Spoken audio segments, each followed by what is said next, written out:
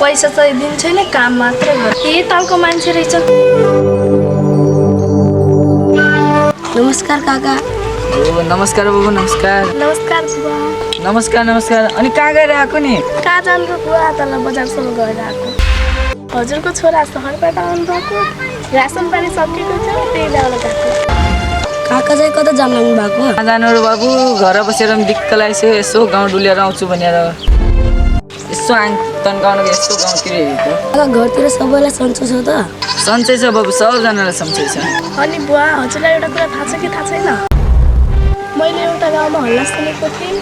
के भन्न खोजेको नानी? सुन्नु न बुवा, तपाईँको त्यो कान्छी श्रीमतीले तपाईँको सालालाई फसाउनको लागि त्यो केटी लगाएको छ अरे। कान्छी श्रीमती?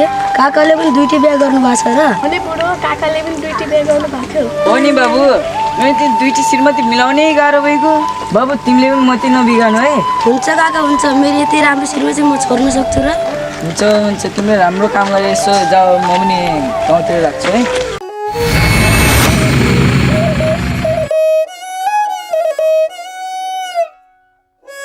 नानी यो घरकी साइली खै?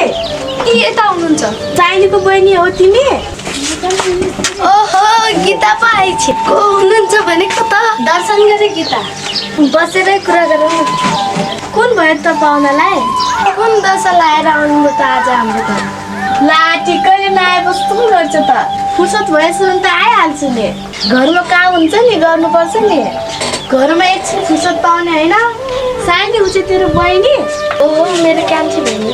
बहिनी गीतालाई नमस्कार गर। नमस्कार काकी। नमस्कार। के राम्रो नानी रहेछ। गीता टोला आउनु पो थाल्नु भयो त? टोला होइन, ल ल मेरो घरतिर काम छ, म जान्छु। ल ल।